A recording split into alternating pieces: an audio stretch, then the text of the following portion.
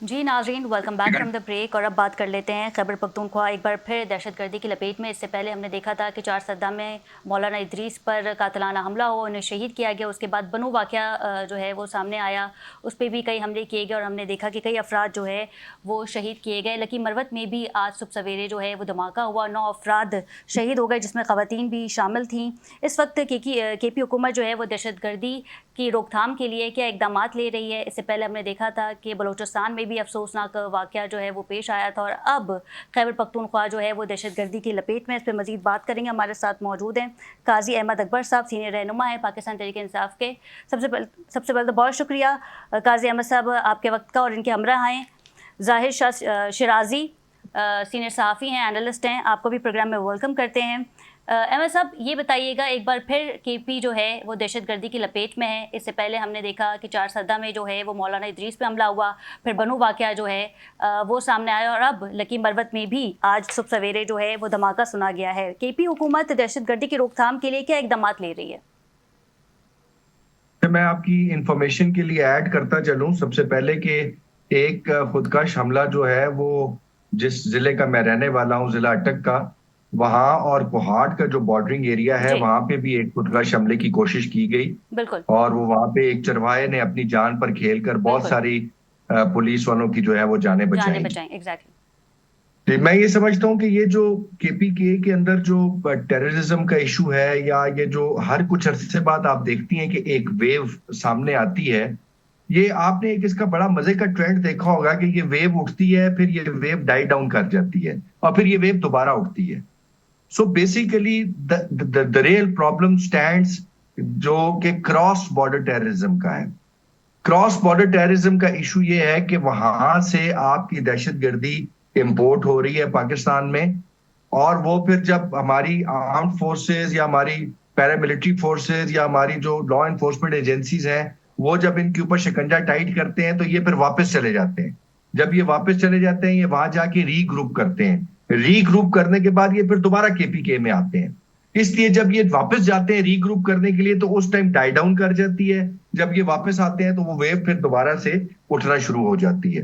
तो मैं समझता हूं कि इसमें यकीनन प्रोविंशियल गवर्नमेंट के ऊपर तो एक बहुत बड़ा बोझ है, बिकॉज जी, पुलिस को after the 18th amendment totally जो कंट्रोल करती है वो प्रोविंशियल गवर्नमेंट करती है।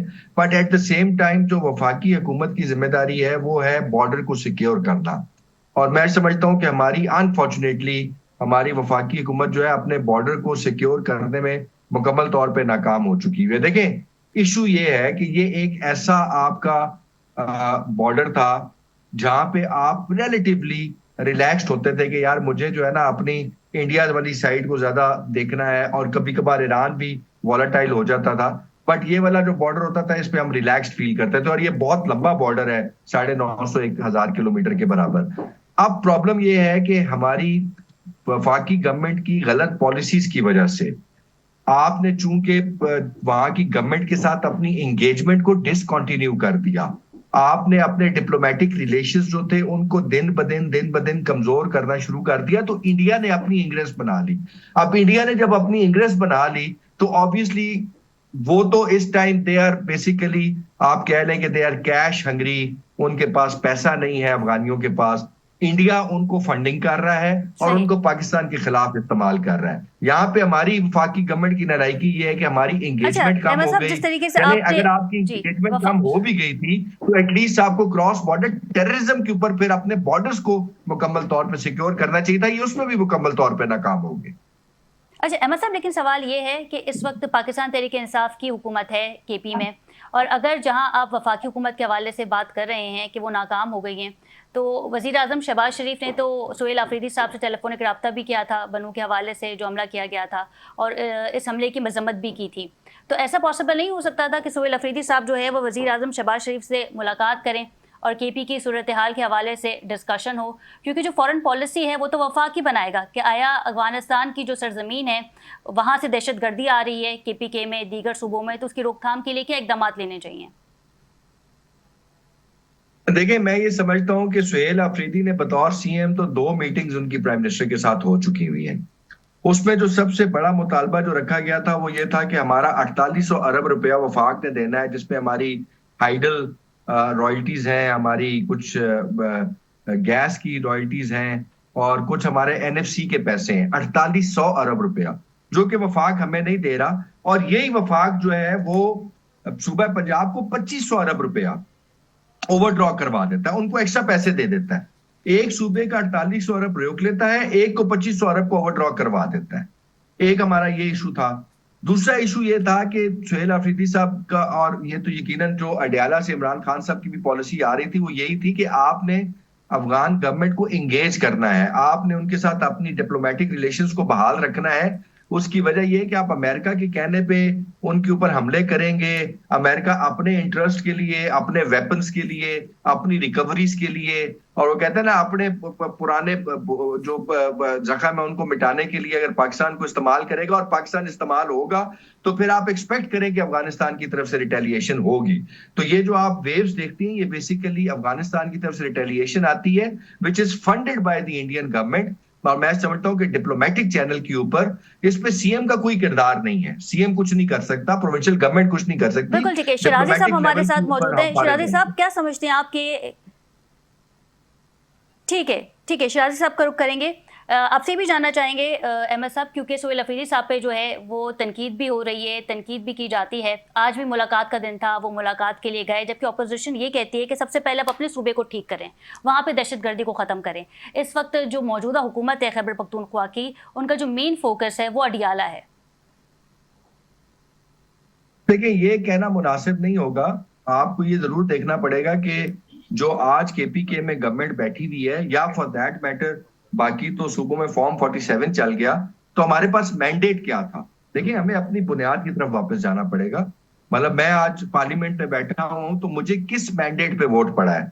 इट वॉज वेरी क्लियर कि लोगों को ये लगता था और लोगों का ये ख्याल था और है कि इमरान खान के साथ ज्यादती हो रही है, लिहाजा इमरान खान को जेल से बाहर होना चाहिए।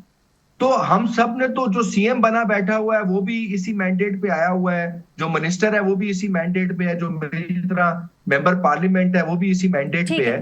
तो हमारा तो बेसिक मैंडेट ही यही है। तो हम तो उस मैंडेट की पासदारी करते हुए शिराजी साहब ने हमें ज्वाइन किया है। लेकिन इसके साथ साथ अपनी जो हमारी पार्लियामानी जिम्मेदारियां हैं और जो हमारी केपीके की गवर्नमेंट की जिम्मेदारियां हैं, वो मुकम्मल तौर पर निभा रहे हैं साथ। बिल्कुल ठीक है। शिराजी साहब, क्या समझते हैं आप, एक के बाद एक हमले जो है दहशतगर्दी के वो केपी में हो रहे हैं, केपी हुकूमत की क्या पॉलिसी होनी चाहिए दहशतगर्दी के हवाले से? अफगानिस्तान से जो है ये दहशतगर्दी जो है वो खैबर पख्तूनख्वा आ रही है, और वज़ीर आज़म शहबाज शरीफ की भी टेलीफोनिक गुफ्तगू हुई है सीएम सुहेल अफरीदी से। बहुत बहुत शुक्रिया। देखिए, जहां तक मैं समझ सका हूं, अगर ऑब्जेक्टिव बात अगर हम करेंगे तो मेरे ख्याल में हमारे दोस्त पीटीआई के अक्सर नाराज होते हैं। जैसे इन्होंने कहा कि जी उनका पार्लियामेंट्री रोल है, तो अब सूबे के अवाम ने सेनेट में, सूबाई असम्बली में और कौमी असम्बली में नुमाइंदे भिजवाए हैं कि वो उनके लॉ एंड ऑर्डर के मसाइल हल करेंगे, उनको तहफ़्फ़ुज़ फराहम करेंगे, उनके हेल्थ और एजुकेशन के मसाइल हल करेंगे।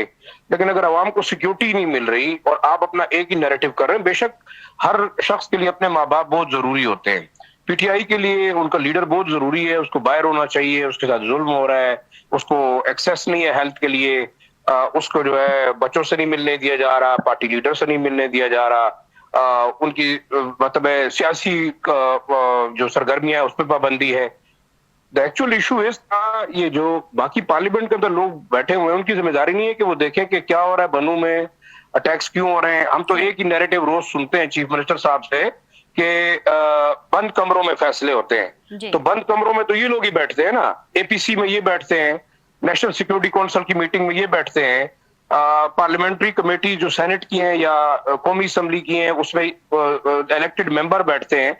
तो अब आप क्या एक्सपेक्ट करते हैं? ये 4.5 करोड़ खैबर पख्तूनख्वा के अवाम, उन्होंने जिन लोगों को वोट दिया उनकी खातर उठ के बंदूक उठा के तो अडयाला जेल पे भी हमला करें या दहशतगर्दों के खिलाफ लड़ें। लेकिन मेरे ख्याल में it's gross negligence on the part of both provincial and the federal government. मैं ये कहूंगा फेडरेशन और सूबाई हुकूमत अपनी सियासत और पोलराइजेशन में लगी हुई है। अभी आगे बजट आ रहा है, अब बजट के ऊपर एक और ड्रामा होगा, उससे पहले आप अडयाला जेल जाएंगे, फिर आप वहां पे प्रोटेस्ट करेंगे, फिर आप जो है ना डेवलपमेंट स्कीमों के ऊपर कट लगाएंगे, उसमें क्वेश्चंस आएंगे, फिर आपको ओब्लाइज कर दिया जाएगा। देखिए मैं एक चीज बताता हूँ, अगर अशराफिया का ये निजाम चल रहा है उसमें आम लोग पिस रहे हैं। और खैबर पुख्तनख्वा का सबसे बड़ा जो मसला है वो लॉ एंड ऑर्डर का है, बाकी मसाइल अलग हैं। अब ये मुझे बताइएगा कि अगर पीटीआई को ये एतराज है कि पॉलिसी गलत थी अफगानिस्तान के बारे में, तो वो तो 30 साल 40 साल पहले की पॉलिसी है। अब क्या होना चाहिए? जो लोग इनकी रियासत को नहीं मानते, जो लोग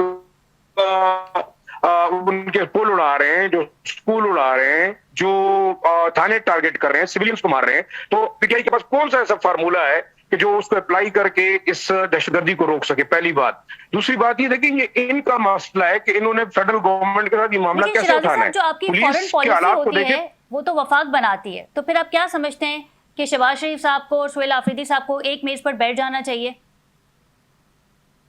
फॉरेन पॉलिसी फेडरल गवर्नमेंट का काम है, वो प्रोविंशियल गवर्नमेंट का काम नहीं है। मैंने भी ये कहा कि पीटीआई अगर सुने, एक सेकंड मुझे बात मुकम्मल करने दे, फिर आपकी बात मैं सुनने के लिए तैयार हूं। पीटीआई का रोल अगर असेंबली में अपोजिशन का है, सेनेट में अपोजिशन का है, तो they should take it up there. इनके पास सेंट्रल एपीसी है, इनके पास यहाँ पे सिक्योरिटी के हवाले से जो है बाकायदा एपीसी आपकी केपी के अंदर होती है, जिसमें सीएम पहले भी मिले, कोर कमांडर भी बैठे हुए थे। They should discuss it. और सीएम हाउस और कोर कमांडर के जो घर के दरमियान या उनके दफ्तर के दरमियान सिर्फ 1.5-2 किलोमीटर का फासला है। तो हम कब तक ये सुनते रहेंगे कि जनाब बंद कमरों में फैसले होते? तो भाई आप बैठा दें, आप बाहर निकल आए कि बंद कमरों में फैसले ना होना। क्यों मान रहे हैं आप बंद कमरों के फैसले? इससे पहले जो अली अमीन गंडापुर साहब ने बाजोड़ में ऑपरेशन की इंडोर्समेंट की थी पार्टी लीडरशिप के सलाह मशवरे के बाद, तो क्या हुआ था? अगर आप समझते हैं ऑपरेशन इंपॉर्टेंट नहीं है, जरूरी नहीं है, तो हल बताइए ना जी, आपके पास कौन सा हल है? आप इस वक्त जो मैं समझता हूं, आपके यहाँ सीरियस इशू गवर्नेंस का है। आप यानी डिवोल्यूशन ऑफ 18th अमेंडमेंट के बाद आप ना सर्विस स्ट्रक्चर बना सके, ना पुलिस का निजाम बना सके। जो मर्ज डिस्ट्रिक्ट के अंदर आपके थाने जो है ना वो दरख्तों के नीचे हैं, आपके थाने जो है घास फूस के बने हुए हैं, तो खुद को हमलावर आगे क्या करेगा? आप क्या कहेंगे? क्योंकि शोएब आफरीदी साहब तो अक्सर ये कहते हैं, ये हमने भी सुना है कि बंद कमरों में फैसले किए जाते हैं। देखिए मैं तो बार-बार ये कह रहा हूँ, 4.5 यकीनन इस पे उनका अपना एक थॉट प्रोसेस हो सकता है, लेकिन देखें जब वो कहते हैं कि बंद कमरों के फैसले, तो चीफ मिनिस्टर केपी के क्यों कहते हैं बंद कमरों के फैसले? जब आपकी स्पीकर केपी के असेंबली ने तमाम जमातों का जिरगा बुलवाया, उसमें हुकूमती जमातें भी मौजूद थी। हुकूमती से मुराद ये कि जो वफाक में बैठी हुई है, पीपल्स पार्टी, मुस्लिम लीग नून, जमीयत उलमा इस्लाम, फजल रहमान और पीटीआई और तमाम जमातें उसमें मौजूद थी। वहां पे जिरगे में क्या फैसला हुआ कि ऑपरेशन नहीं होगा, तो ऑपरेशन तो फिर भी हुआ। फिर क्यों हुआ? यही सीएम कहते हैं कि जब हमारे लोग जिरगे में बैठकर तमाम पॉलिटिकल फोर्सेस एक डिसीजन लेती हैं कि ऑपरेशन नहीं होगा, उसके बावजूद ऑपरेशन हो जाता है, तो इसलिए वो कहते हैं कि बंद कमरों के फैसले हैं। दूसरी बात यह है कि ये शराई साहब फरमा रहे थे कि पीटीआई के पास कौन सा फॉर्मूला है, तो शराई साहब मैं आपको बताता हूं कि पीटीआई के पास कौन सा फॉर्मूला है। पीटीआई के पास वो फॉर्मूला है जो एंगेजमेंट हमने अपने 2018 से लेकर 2022 के दौर में की। आप उससे 4 साल पहले, फिर हमारे वाले 3.5-4 साल, और अब उससे 4 साल बाद के आप सिर्फ जो टेररिस्ट अटैक्स हैं उनका मुआवजा कर लें, तो मेरे ख्याल से आपको बड़ी क्लियरली ये बात समझ आ जाएगी कि पाकिस्तान तहरीक इंसाफ की पॉलिसी क्या थी और उसके रिजल्ट्स जो थे वो केपीके में लॉ एंड ऑर्डर की शक्ल में किस तरीके से हमें मिल रहे थे। चाहे वो सवात का एरिया हो, मालाकंड डिवीजन का एरिया हो, और चाहे वो हमारे बाकी नॉर्थ साइड के बॉर्डरिंग एरियाज हो। तो यकीनन जो पाकिस्तान तहरीक इंसाफ की पॉलिसी थी वो एक कामयाब पॉलिसी थी। दैट पॉलिसी का जो बेसिक था वो engagement with the Taliban government था, ताकि आप जो इंडियन गवर्नमेंट है उसको वो स्पेस ही ना दें, ताकि वो उस मामले में एंटर ही ना हो सके और उसको एक्सप्लॉइट ही ना कर सके। तीसरी बात यह कि उन्होंने पार्लियामेंट्री रोल्स की बात की, तो मैं सिर्फ इनकी इंफॉर्मेशन के लिए, शायद इनके पास इंफॉर्मेशन ना हो, क्योंकि मैं पंजाब असेंबली में हूं, तो पंजाब असेंबली में पिछले जब से फरवरी 2024 से लेकर और आज तक, मेरे ख्याल से अगर मैं गलत नहीं कह रहा, तो 18 सेशंस सिर्फ लॉ एंड ऑर्डर के ऊपर जो है हमने ऑपोजिशन ने रिक्वेजिशन की है। 18 होंगे या 16 होंगे, मे भी कुछ काउंट में फर्क हो, बट इतने ही है। तो this is the parliamentary role we are playing. वहां पे हम तकरीरें कर रहे हैं, वहां पे हम फेडरल गवर्नमेंट की कोताहियों को सामने ला रहे हैं, पंजाब गवर्नमेंट की कोताहियों को सामने ला रहे हैं, and so on and so fourth. Senate में भी ऐसी तरह हो रहा है, नेशनल असेंबली में भी हो रहा है। तो लास्ट कमेंट लेंगे, क्या समझते हैं आप कि पाकिस्तान को जो है वो अफगानिस्तान पे एक फुल फ्लैश ऑपरेशन का आगाज कर देना चाहिए, जिस तरह के धमाके जो हैं वो केपी में देखे जा रहे हैं? देखिए, फुल फ्लैज ऑपरेशन करना है या नहीं करना, ये बेसिकली इसके 3 स्टेक होल्डर्स हैं। Number 1 is Pakistan army and obviously federal government and provincial government. ये तीनों इकट्ठे बैठ जाएं सही। और ये तीनों इकट्ठे बैठ के फैसला कर लें तो कर लें, जॉइंट मतलब फुल फ्लैज ऑपरेशन कर लें, लेकिन एटलीस्ट तीनों स्टेक होल्डर्स को इकट्ठे बैठना पड़ेगा टेबल के ऊपर और बैठकर ये फैसला करना पड़ेगा। कोई इतना आसान फैसला नहीं है, बिकॉज इसके रिपरकशंस हैं, इसके ऐसे ऐसे खौफनाक रिपरकशंस हैं जो आने वाली जनरेशंस ने फेस करने। जियाउल हक साहब की कोल्ड वॉर एरा की जो पॉलिसीज थी, आज तक मेरे बच्चे और मैं और आप उसको बर्दाश्त कर रहे हैं। इसी तरह मुशर्रफ साहब की पॉलिसीज को हमारी अगली जनरेशन ने भी बर्दाश्त करना है। तो ये मेरे ख्याल से जनरेशंस पे असर पड़ता है।